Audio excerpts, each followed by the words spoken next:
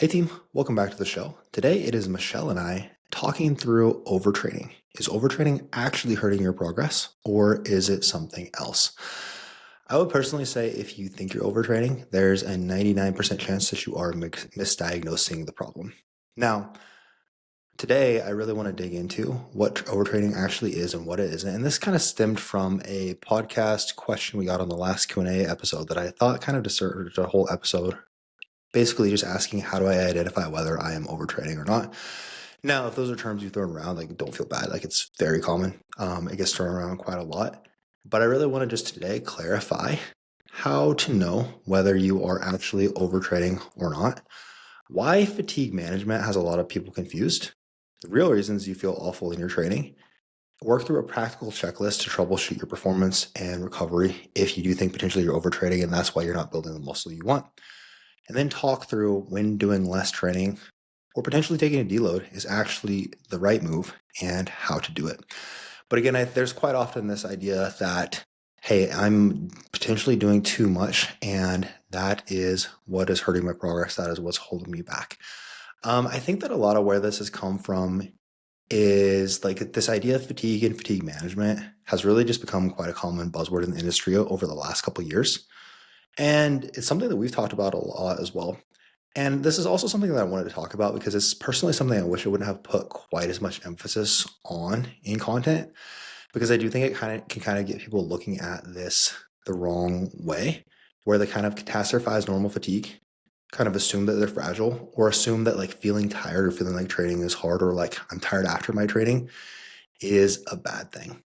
Now, fatigue management does matter, but I think that most people are kind of just looking at the wrong places when we're looking at, is my fatigue the issue and is pulling back in training the answer? Because again, it's typically like looking at, is my training dose, is my training stimulus too much?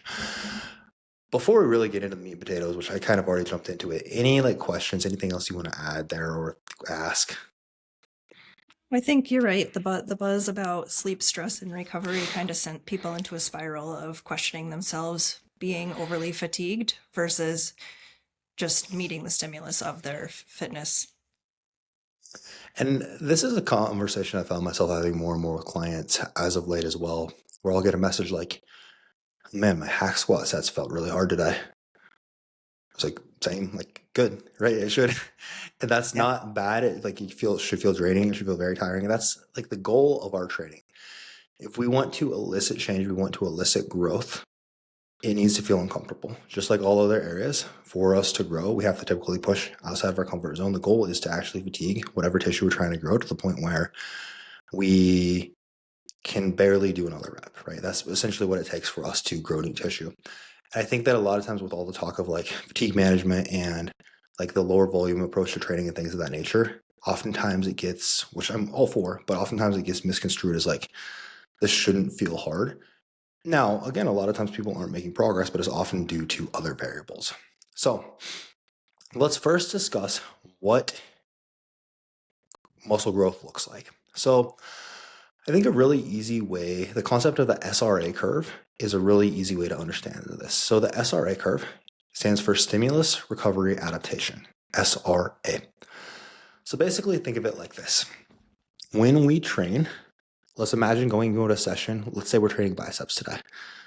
And there's a lot more to this, but this is, again, an easy way to exemplify it. We're training biceps today. Okay, we go into the session. Imagine your muscles at a baseline. We train, let's say we do 5 sets. That creates a stimulus for growth, the signal for growth. But alongside that, we have fatigue incurred. So imagine, again, we're at the baseline. The fatigue incurred kind of digs a ditch to where we're below our previous baseline. That is the stimulus portion of the curve. So we're down to the bottom of this kind of this sinoid. Next, we have recovery. Basically, your body is recovering back to its previous baseline. Now, from there, if our ability to recover exceeds the stimulus that we applied, then we will actually see adaptation and new growth, again, if recovery is sufficient. So the thing here to understand is the growth doesn't actually happen in the training. Now, the training, the stimulus, we also need adequate stimulus to create the growth, but we have stimulus, recovery, and then adaptation. So we need to, again, recover past our previous baseline, essentially. So that's how the process of growth happens. But a lot of times people blame too much stimulus. I'm doing too much in the training. They're just looking at, again, like the stimulus and fatigue side, when a lot of times the biggest issue is, hey, our recovery inputs are too poor, right? So again, we're looking at the stimulus side, but not the recovery side.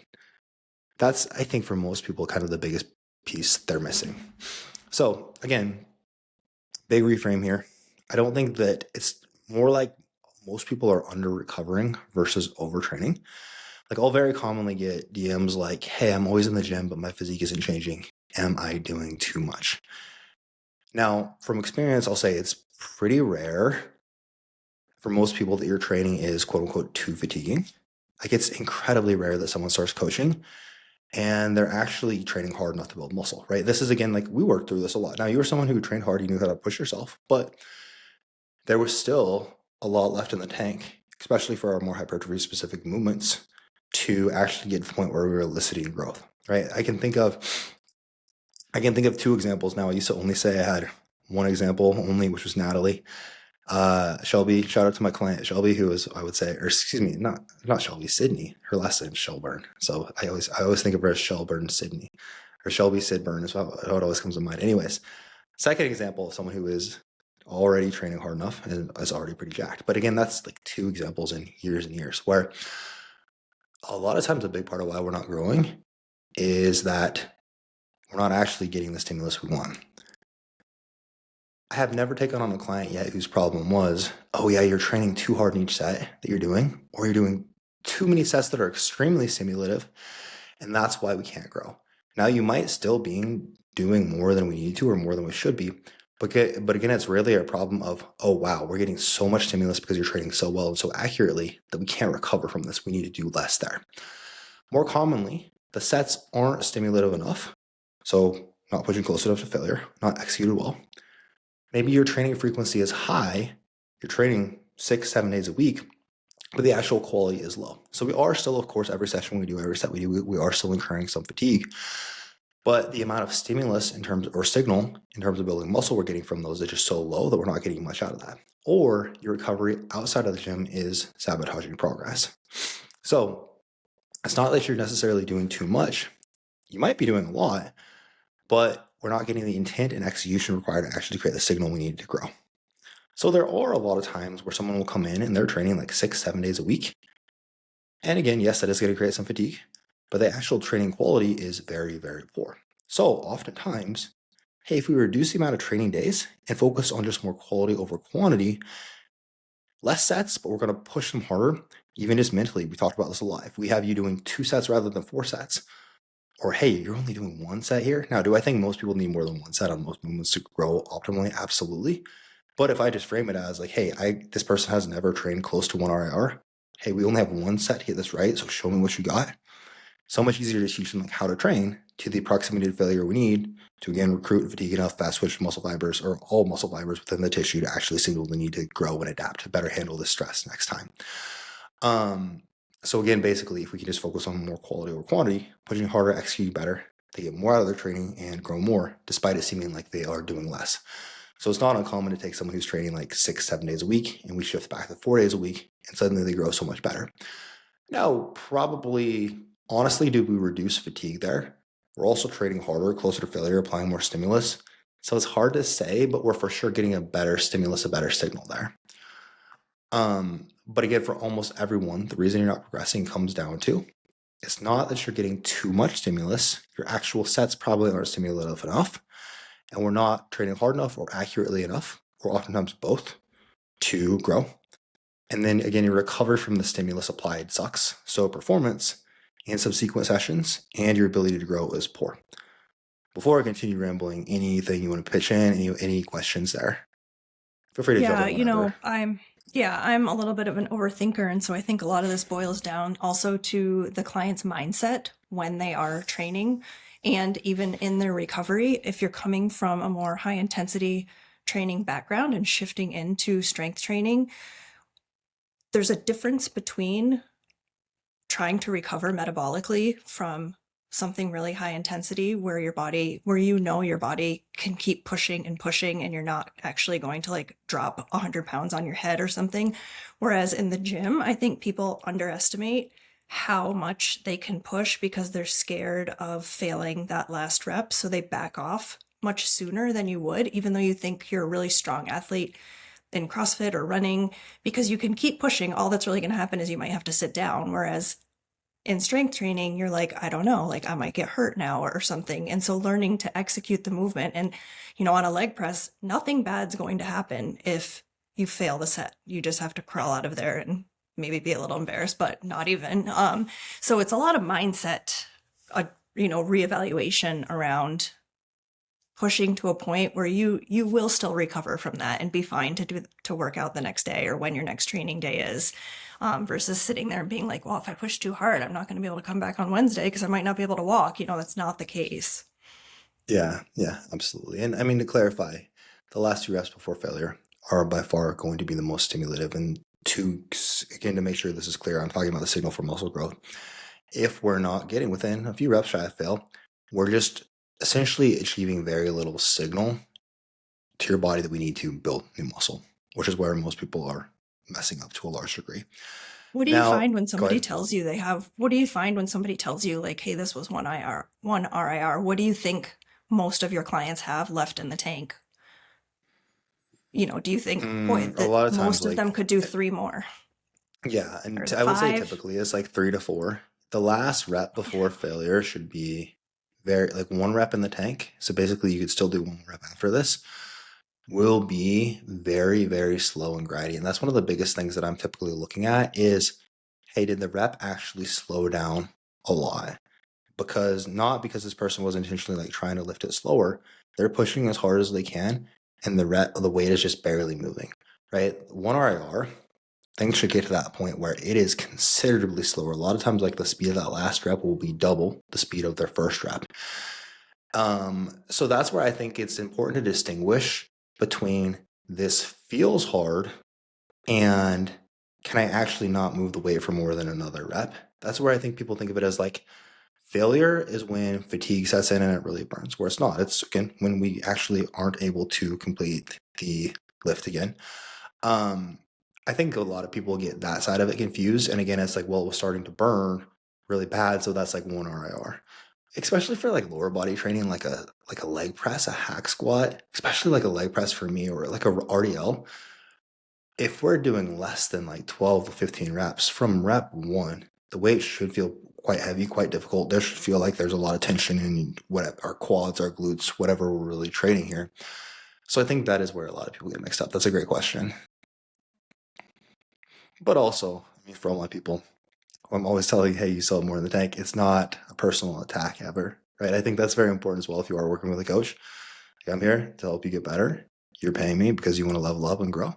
I'm doing a shitty job coaching you if I'm not saying or showing you the areas we can continue to improve and level up just because I only want to say like things that don't hurt your feelings, right? It's not about that. Like my coach still gives me the same feedback too. That's part of the fun of it, right? Is like there's always some area for us to continue to grow. So let's Yeah, talk the it is a recovery very, side of yeah, things. sorry. What's that? It's just a very strong quality that you have as a coach of delivering the truth bombs, and as a client being able to understand that this is coming from a place of helping the client grow.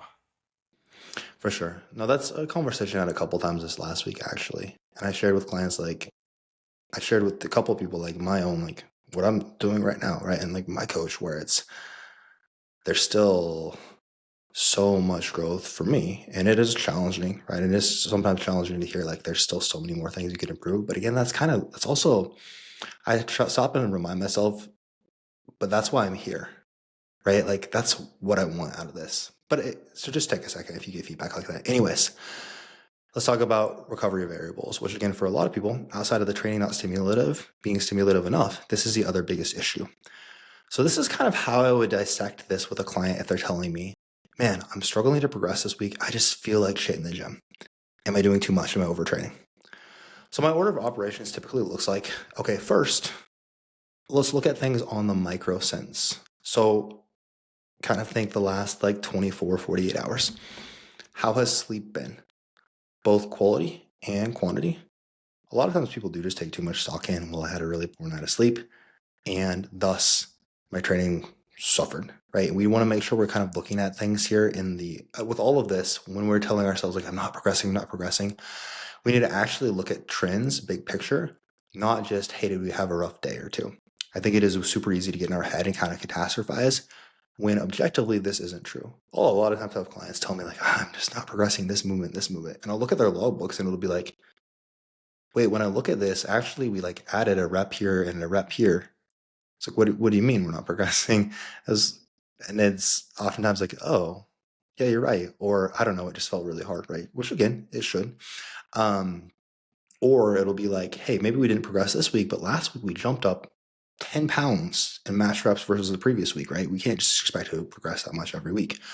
But again, sleep quality, sleep quantity, huge aspects of this where I don't want you to nocebo yourself too much. We can still have a night of shit sleep and still perform well the next day, but it is more likely it won't be quite as good, and that's okay. Again, just don't catastrophize it. It doesn't mean it has to be an unproductive training session. As long as you show up, give it 100% of what you have, we can for sure still improve our execution. We can for sure still create a stimulus that will contribute to net growth over the course of the week. Hydration, another big one that is often throwing things off here in the micro sense. Michelle, how are you doing on your water intake this week? Wow, I'm getting up to 130 ounces. Thank you for asking. I am very glad to hear it. Okay. Even being just a bit dehydrated can have a large negative impact on our performance.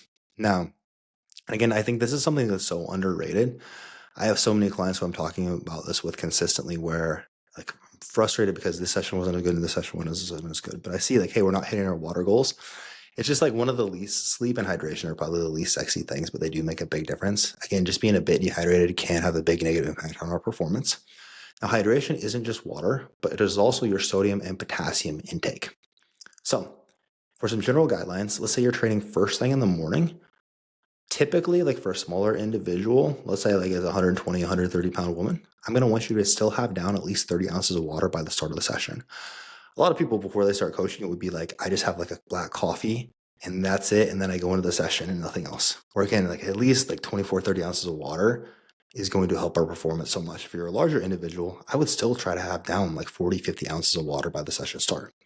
If we're training midday, I would double those numbers. Smaller person, hey, I want you to have down about 50, 60 ounces of water. Larger individual, let's say like a 200-pound male, about 100 ounces of water by the session start. Now, bringing it back to the sodium and potassium thing, if you're that person who's training in the morning, again, to get us hydrated ASAP, we're going to for sure want to have some sodium and potassium. This is where I would probably just do alongside that 30 ounces of water, some type of electrolyte solution. So think like a Relight's a great option. Typically though, and then there's lots of good options there. Basically, we just want a roughly 2-to-1 ratio of sodium to potassium with like 500 to 1,000 milligrams of sodium, 200 to 400 milligrams of potassium. Again, I really like Relight in this instance. Now, if you were that person who was training a little bit later in the day, probably don't need an electrolyte solution. Basically, just make sure we salt our meals about an 1/8 teaspoon to a 1/4 teaspoon, depending on the size of the individual, can be a good rule of thumb. People are typically quite short on iodide as well, which is going to be an important supplement for our thyroid function. So generally, iodized salt, like iodized sea salt for a good amount of those meals is a good rule of thumb. Unless you're someone with Hashimoto's, then potentially it can actually damage thyroid. So we want to be careful with that. And then Do again, you just tell making sure. people does anyone ever ask you like, can you overdose on electrolytes? Can I have too many? I don't. I mean, to go to the point where we would actually have to overdose, that's not something that I'm too concerned about. If you have kidney function issues, I would be more concerned about it. But I mean, I think in general, it is quite easy for people, and I've for sure done this in the past, like having like a ton of Relight throughout the day. It can, to a degree, like if we're having a ton of sodium throughout the day, I think people might be on the verge of taking this too far now, where it can potentially elevate our blood pressure further, and that downstream can lead to things like our sleep is more disrupted. So, I mean, I think in general, for most people, like, hey, if we have 1 to 2 servings per day, perfectly fine. It's not something that I'm too worried about. Again, I've had clients in the past who, like, hey, I had this client who only had 1 kidney, and we have to be more cautious with potassium intake and things of that nature. But in general, I think like 1 to 2 servings a day for most Yeah. people. I'm not your doctor, but it is generally going to be fine. Right. And training Uh, conditions, hot, sweaty. Yeah, you and know, then again, if maybe a you little are bit someone who more. truly like sweats a ton, or yeah, you like when I was training in my garage here in Arizona, like for a while I didn't have AC and it was like in the summer and it was so damn hot out. That was ridiculous to where did actually find it beneficial to like get slightly more electrolytes. But again, I think people can sometimes like overestimate their needs. Um, but again, if you're that person who was training later in the day, like you probably don't quote unquote need an electrolyte solution. I would just get plenty of potassium in food sources throughout today, plus the prior day. So things like your potato, yogurt, spinach, oranges, all going to be quite solid options there. Next, but again, like that, the hydration. So often when someone has like a shit session and they're like, "Ah, do I need to deload? Am I doing too much?" It's just how was our hydration? Not very good. Okay, that's probably the root cause. Next, we have your pre-workout meal, which is also important. Was it a meal that digested well? So we don't want excessive fiber here. We want primarily quick digesting carbs. So I mean, in general, I would aim for, I mean, I think for most like 5 to maybe 10ish grams of fiber. Even 10 is getting quite high. I would like scale it on the size of the individual, but I think in general, like around 5ish grams of fiber, if that is going to be a good rule of thumb. Now, similar to what we'll discuss with fats, like the further we are from our training session, the higher fiber intake can be. But it is important here because if we are still digesting a lot of our food in our gut, more of our blood flow will be shunted to our gut to help digest, absorb, break down said food. And that will hurt our training performance. We'll feel sluggish. We'll probably feel a little bit more sleepy. So we want the meal to have digested well by the time we train. So basically quick digesting carbs. So things like that's why like cream of rice is a great option. Higher fructose foods and fruits. So like your higher sugar fruits like your banana, pineapple, even like honey is a pretty good blend of both fructose and glucose. That will use multiple glucose transporters so we can digest those carbs quicker. Rice cakes, again, just like your lower fiber, quick digesting carbs are going to be a good option here. But again, the further we are from our training session, the more we might lean into something like, hey, maybe an oatmeal makes sense here. Or on the flip side, like if someone's deep in a diet and we're just digesting our food very quickly and we're hungry very quickly and that's causing issues, we might rely on like more oats that do digest a little bit slower to prevent them from like having a blood sugar crash in the session. Similarly, we don't want an excessive amount of fats here. Fat will slow digestion. So it just takes our body longer to digest it. So typically it would be like primarily carbs and easy digesting proteins. Again, the further we are out from our training session eating this meal, the higher we might take like a fat as well. So let's say we're eating 60 to 90 minutes pre-workout, probably going to be mostly carbs, protein, something like 5-ish grams of fiber, if that. To get just ballpark numbers here. Let's say we're eating like 2.5 hours before, we might bias, hey, maybe I'm going to have like 5 to 10ish grams of fat here. Maybe my fiber is closer to like 10 grams as well. So that again, we're not crashing in the actual session. And then did we get enough carbs in the actual meal? Typically, I'm going to want about 25% of someone's daily intake in this meal. Now, again, this depends on like how soon prior to the session. If it's like, hey, we get up, we eat, and then we're basically heading to the gym, it might not be that amount. It's really going to depend on like what we're going to be able to digest by that point. In this case, we might just do like, hey, maybe just like 20, 30 grams of carbs quick. But did we get an adequate amount of carbs to have us well fueled relative to the time that we are training? Any questions on that before we continue?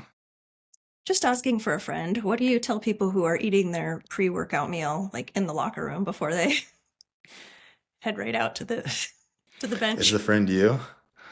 I don't know. I'm just asking. Sometimes, yes. I Uh, will say that sometimes I get in there and it's, early in the morning and I'm like, "Oh man, I was going to eat this in the car. I was going to eat this before I left." Do you still want your clients to eat that meal right before or just go right into their intra workout drink if they have one? so, I mean, if you feel okay and you perform okay on it, it is not a huge deal. This is also, again, kind of similar to the fatigue thing. I don't want to split hairs too much. Like, it's not going to make or break a session if you're still digesting a bit of food. Like, if you feel fine with it, I'm perfectly fine with it. Is it going to be the most quote unquote optimal? No, I would rather you eat that before, like before you leave. I would make a habit of eating it before you leave at very least. Or if we notice it was causing issues in your performance, then hey, we might actually just shift this to maybe we're doing like a larger intra-workout carb and EAA type drink. But Again, if it's not creating issues and it's like, this is just how it typically kind of has to work out for me, as long as we're building muscle and progressing, which we are, I'm okay with it. So again, Yeah. similarly, it's like talking optimal here, but not something we need to overthink to the nth degree. Right. And then two other things. What do you tell? We all have heard the clients that say, I can't eat before I work out. I can't. Mhm. A lot of times it's just we're not trained to. It will initially, and a lot of times people have a story that they can't eat before they work out. They can't eat early in the morning. And I'll tell people, okay, just give me 1 week. Just try this for the next like 2 or 3 sessions because I've heard this so many times.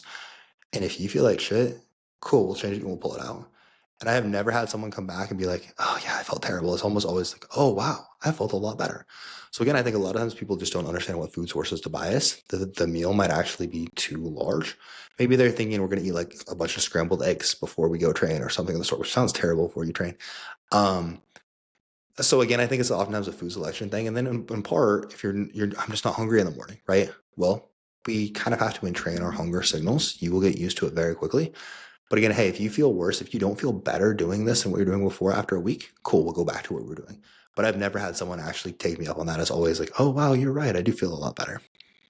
It was a game changer for me on how I felt during the hour and a half that I was training. And it wasn't like the most comfortable thing for you to tell me to go do that. It's a pretty large quantity for me to eat before. And now I can't imagine doing it without that on board. Yeah. And the things we're talking about here are things that help us improve our session quality, which in turn means we get a better stimulus, aka a better signal for muscle growth out of that session, which is again is just such a big part of what most people are missing. Did you have another question on that? I think you said you had two. Maybe not. Maybe I combined them. If I think of it, I'll let you know. Okay. All right. Another important question here I ask is what did food the day prior look like? So I have one client. Shout out to my girl Lauren, who has made a ton of progress. She's gotten way more jacked. She's super jacked now. Actually, we got like little bicep veins popping through and stuff. But especially earlier on in her coaching, she did have a habit of she would get extremely busy at work. She'd be on her feet, and there would be these days where she didn't hardly eat at all the day prior. She'd go to train the next morning, and training really sucked. So we also have to look at what we do the day prior will have a large impact. Will have an impact again, and I don't want us to create this fragility mindset where it's like, oh, yesterday's food intake was less than optimal. I can't train well, right? We can. We're not fragile, but if we want to optimize things, if it's like, hey, I hardly ate anything the day prior and my training performance sucks, that's probably something to look into, right? And in her case, it was something that was impacting us to where it was like, okay, we're really struggling to get carbs in specifically, which I find it like in this instance, it is almost always like carbs specifically being too low that hurts the most. Okay, can we like bring some Gatorade powder or Gatorade along with us? If nothing else, like we have to be on our feet all day. We can't stop and eat a meal. Can we like sip on this? Cool. Okay, that's an easy solution for us. I also find though on a similar note that like we talk about taking the training day rest day approach to macros, which is something I use with clients all the time. Um, Taking those rest days too low sometimes can hurt us. If there's someone who really is quite good at training well and training hard, and I would say this probably only applies to like the more advanced client who already has quite a bit of muscle. But with that individual, I find that like if we push those rest days too low, again, especially carbs, that is where that can start to hurt things a bit more with performance the next day potentially. Now, again, like don't get in your head too much about this. If we didn't sleep our best the night before, if we didn't nail our food perfectly the night before or the day before, that doesn't mean that this session is going to be shit. We can still make it very productive, but it's something important to look into. And Yeah, then food finally, quality on your low day. for sure, for sure. And then finally, are we more stressed than normal currently? This is another common one where someone will have acute stress spikes due to like something going on at work or their life, and you're just not as focused on your session. Our head's just not in it as much. And the session quality isn't as good, right? And that can kind of cause us to get in our head about, like, oh man, like, what's wrong with me? I didn't feel as motivated. I didn't feel as into it today. My session wasn't as good. And it's just extremely normal if we're under a period of higher stress. And again, oftentimes fixes itself. So biggest thing here, biggest takeaway is don't take too much stock in a bad day or even a bad week. Look at these trends first and foremost. Now, getting into the more macro trends, with recovery where people more chronically struggle. Chronic sleep issues are a big one. Most people are just chronically getting really poor sleep quality and quantity, where ideally we're getting at least 7 hours per night. Now, again, that is not to say that we can't build muscle, make progress, feel good without 7 hours. We can. This is just going to be optimal. I do really like, though, this is something that I have talked about recently in my work with my own coach, where I have my Oura ring. I used to always just take it off. Same with my Apple Watch. I would take it off when I slept just because I thought it was annoying. So I never really looked at my sleep data. So it'd be like, fill out my tracker. I think I slept on average. I was in bed 8 hours per night. I slept 8 hours per night, right? It is pretty crazy to actually look at your sleep data and oh, wow. Well, I was actually only asleep 6.5 of those 8 hours. My sleep quality might not be as good as I thought it was. That has been something quite helpful for me in realizing there was still a lot of room to improve my sleep. But also something I've started to use more with clients where it's this doesn't quite add up with our progression. And I think there might still be a missing link here with the sleep. On the flip side, though, again, don't let that. Something I have also found is sometimes it'll be oh, your sleep score is 69. You didn't sleep very good. When I wake up and I feel good. Okay, I'm not going to let this be oh, well, it's going to be a shit day now. I'll a lot of times not even look at my sleep score until after I train, just because I don't want it to get in my head. Because again, you can again kind of nocebo yourself with that. Same. Stimulant intake is another very important one, where a lot of people are really hurting their recovery. Basically, us taking in stimulants puts us in a fight or flight state, which is the opposite of rest and digest, the state we want for recovery. Definitely has a big impact on sleep quality. This is why we ask about your caffeine intake. How much caffeine did we take? And oftentimes we're taking into timing throughout the day and all the check-ins as well. For most people, it's I've had so many clients where it's well, I drink coffee at 5 p.m. normally, or after dinner. It's oh my God, how? My parents can do that. My parents also don't sleep very good at all, but it just blows my mind still. But caffeine, very long half-life, about 8 to 12 hours for about half of it to be eliminated. Now, how quickly you metabolize it will depend on the person, but will have a large impact on our sleep quality. Also, even looking at our training quality itself, if we're taking too much caffeine in prior to the session, I think people think, or at least I used to be of the thought process of okay, the more caffeine, the better. I'm just going to get so fucking hyped up. I'm just going to go crush this session. Where if our heart rate is elevated too much, we will actually gas out quicker. It's almost like cardiovascular failure quicker. And can be the rate limiter for our performance rather than, again, actual muscular fatigue, because our heart rate is just so much higher, especially for lower body days where I've had very petite women who are every set they send me, it's I feel I just it was just my cardio fatigue was the reason I quit on this set of hack squat or leg press rather than my quads. Okay, how much caffeine are we taking in? It'd be 350 milligrams right before my session. It's okay, that's probably part of our issue in itself. So in general, I would say for smaller individuals, 200 milligrams, maybe at most 250-ish per day is a good rule of thumb. For larger individuals, let's say a 200-pound male, 400 per day or less is a good rule of thumb. Cut it off at least 8 to 10 hours prior to bed. A lot of times you hear cut it off by 2 p.m.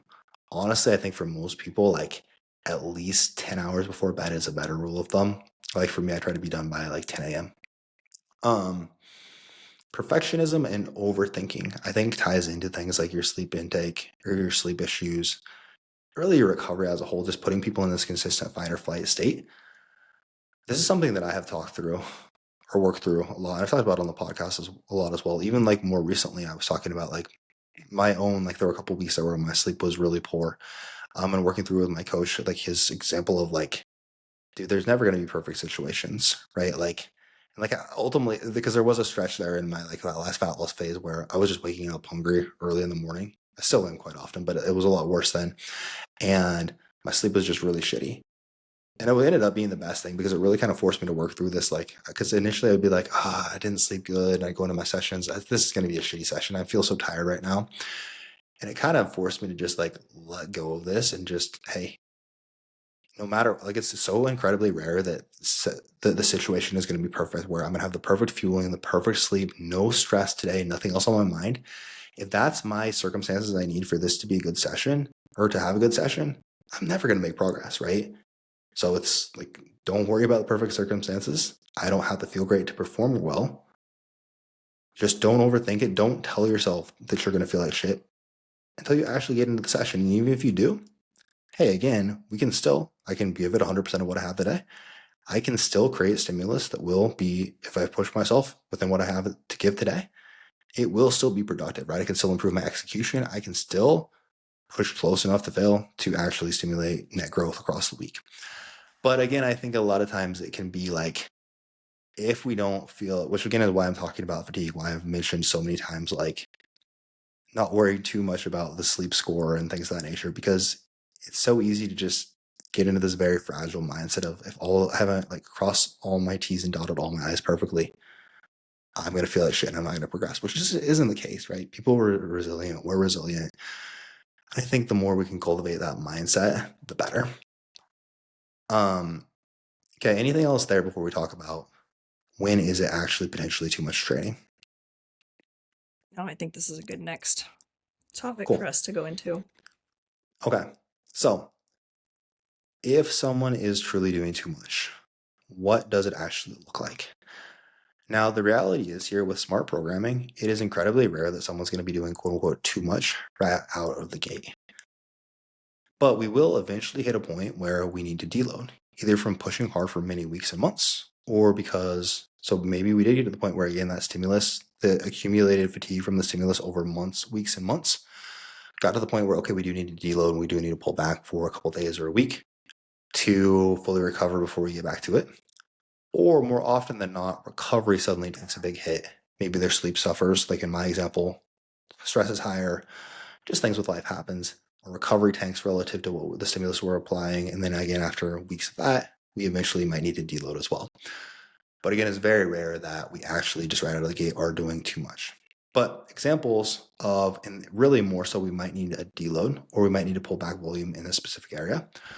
One is going to be excessive soreness. So after the repeated bout effect has set in, which is basically when the more we do a movement, our body gets used to it. And essentially in this case, we will have less soreness over time as we get used to the novelty of that movement. So that'll take a couple weeks. After, again, like someone's first 3-4 weeks of doing a new movement, if we're more than 2 days consistently extremely sore in a muscle group, could be a sign that we might have too much volume for that specific tissue, right? So this is something we ask about in the questionnaire. That's why I specifically have it framed in the check-in as any muscle group sore for more than 48 hours, right? Because I want to dig into that. I think of like one of my clients, Lexi, she really, her volume needs to grow are really, really low, like abnormally low. And it's been really interesting working with her, especially like for her hamstrings, where a lot of times it would be like, man, we had her doing like 3 or 4 sets, like 3 sets of hamstrings in this training day. And she was sore for like 72 plus hours, extremely sore in that, extremely sore in that area for like 72 plus hours post training. Whereas, okay, we're not progressing as well alongside that. After that, pull volume back a bit for that specific area. Suddenly we're progressing much better alongside less soreness. Now, again, like soreness isn't something to be afraid of. Also very context dependent. Also not something we should chase. But again, especially if we're doing like new movements, new novel movements, we're pushing harder than normal, we'll be quite sore. But again, just once it's past like 48 hours and we're still hella sore somewhere, and again, we've done these movements for a repeated amount of time, there's like no new variables, might be worth looking into. Now, alongside that, we'll be able to look at performance. So if we're doing too many sets of a movement, a lot of times we will see a big drop off from one set to the next. So let's say we're doing like a split squat. Let's say we have 3 sets and we're using 50 pounds. Okay, first set we do 10 reps. Second set we do 8 reps. We expect there to be some drop off between sets because there will still be some fatigue accumulated. Third set we do 3 reps. Huge drop off. All right, once we're getting past like that, like 20 to 30% drop off between sets, a lot of times what we'll find is actually if we pull that back to just those first couple sets, we might make quicker progress. Now, again, there's a lot of variables here we have to look into. Are we resting long enough between sets? Is this more so, and again, making sure it's not just an acute thing with like, well, we weren't well recovered prior to this, we didn't sleep well or hydrate well prior to this. But in general, if we're seeing like, okay, there's a huge drop off suddenly between like the second set of the third set or the third set of the fourth, might be more beneficial for us to drop that previous set. If someone was truly like right out of the gate doing too much, what you would probably see is they might progress for 2 to 3 weeks in a new program and then suddenly start to stall or even regress. But here again, like similarly, if we're looking at we've been progressing for weeks and weeks and months, and suddenly training kind of just hits a wall and stalls. And again, stalling is normal for us to have movements where we just don't progress for a week, 2 weeks. Typically, I look at it as like, hey, has it been 3 weeks without any progression? Okay, then this might actually be a stall. But again, we have to look at these other variables as well. And then alongside that, like if we're dieting, especially the deeper we are in a deficit, the harder it is going to be to progress. So an important stipulation as well is what's our nutritional status. But given we actually may see these things, again, if we're following a SMART program, like we shouldn't be doing too much out of the gate, but could be a sign we need to deload. Then alongside this, we'll typically see some other signs that, hey, this individual might need to deload. So, and this is a really like, okay, so I am 14 weeks into my program that I've been following. I just now had to deload this last week. And some typical signs that you'll see is like for me, it was like training was progressing really, really well. Suddenly it hit a wall and actually started to regress on some movements just out of nowhere. Alongside that, typically if we're under recovered, we will be in a more fight or flight state. So suddenly, like for me, sleep disruptions are another common part of this. So for me, it was similarly like suddenly my sleep is way worse this week versus the previous week. A lot more loose stool. Very similarly, we're not in that rest and digest state. Our bowel movements are more disrupted. So we'll have a lot more loose stool.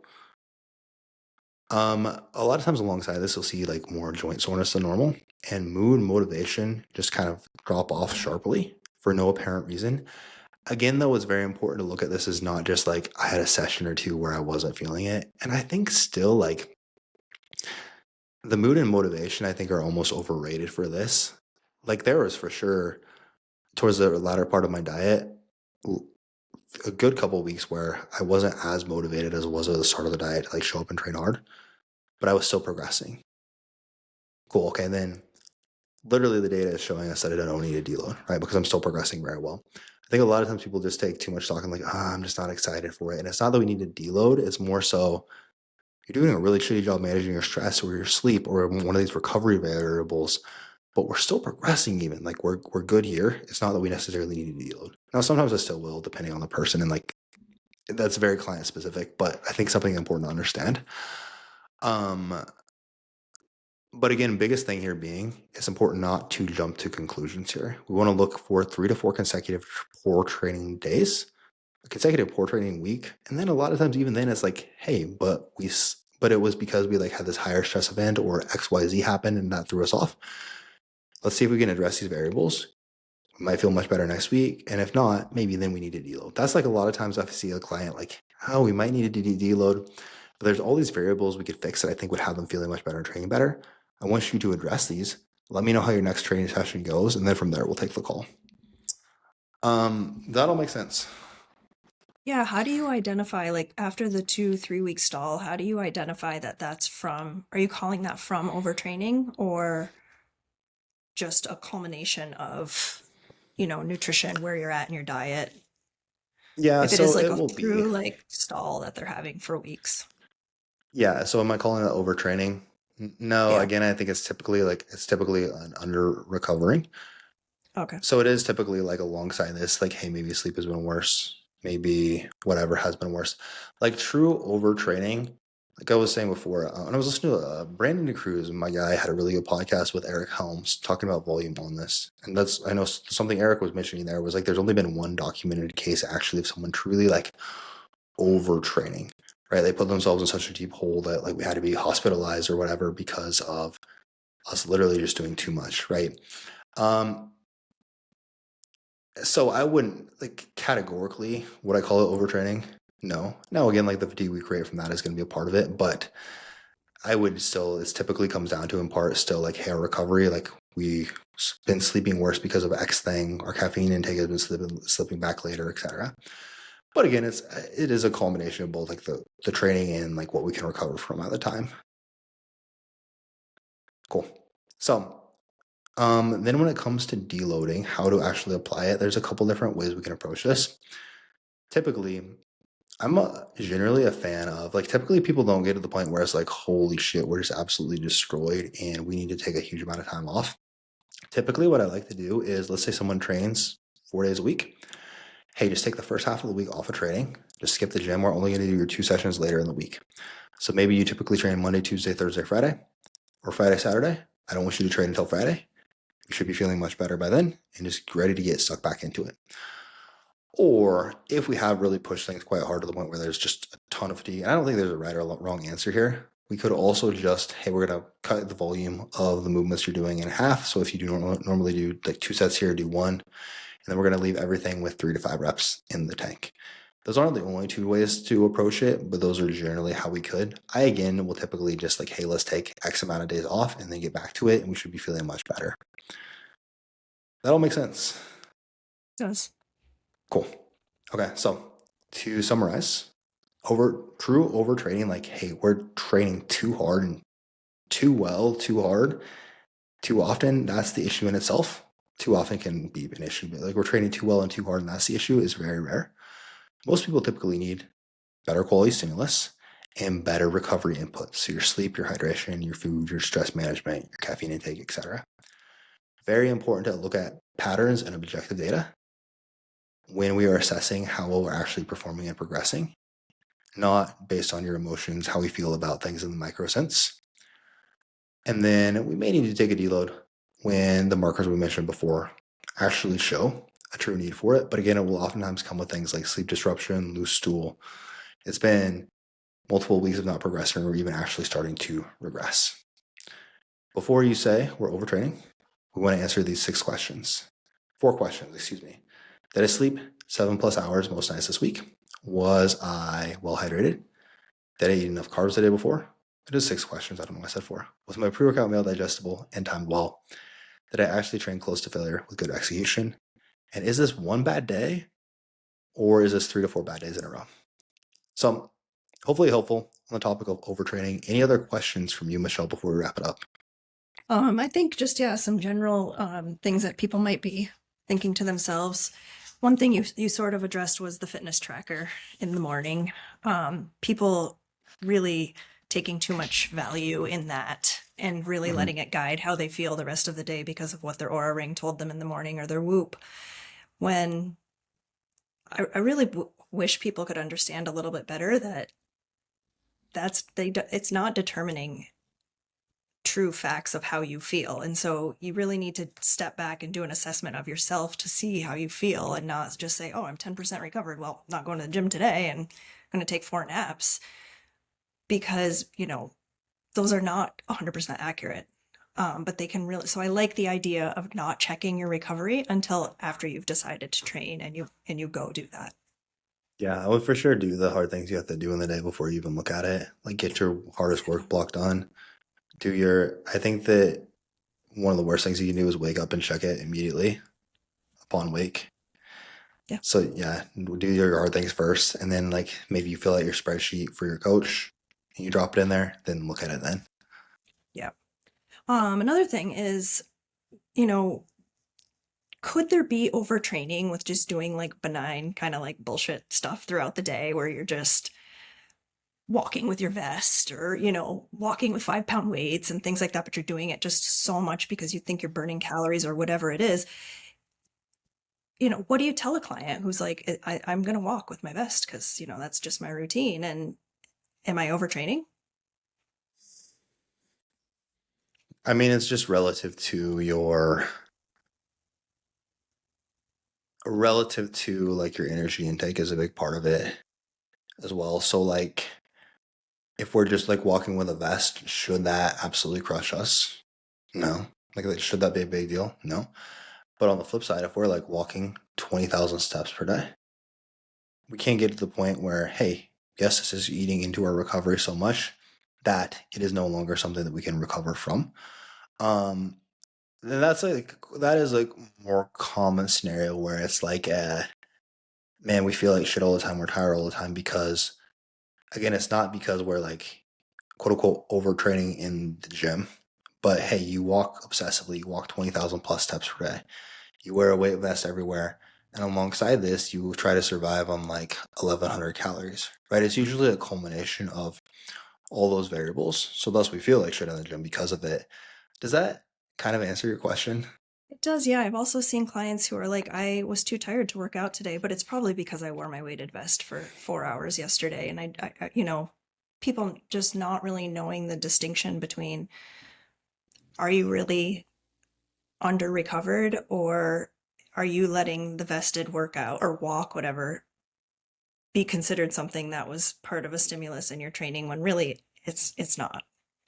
Do you know what I'm Yeah, saying? Like, kind of offsetting yeah, your mindset to think like that's what you should be doing yeah. when just And there rest. again is where I would look at the rest of the day. Now, like if you're not used to wearing, and then also like if you're not used to wearing a weighted vest, for example, like when I did the experiment where I replaced body weight loss with like a weight vest way back, and it was like I don't know, actually I don't know if you would even know about that. Yeah, it was in like 2021, where it was No. like 6 hours, at least 6 hours a day. I had to wear this weighted vest. I hated it by the end of it.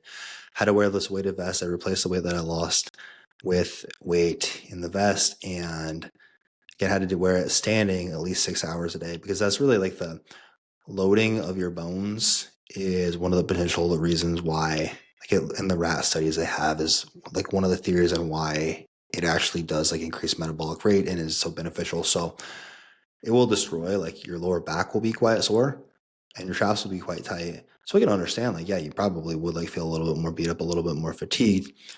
But again, that's not like still wouldn't consider that overtraining. It will for sure probably impact your session the next day if we're not used to it, but you'll adapt to it very quickly.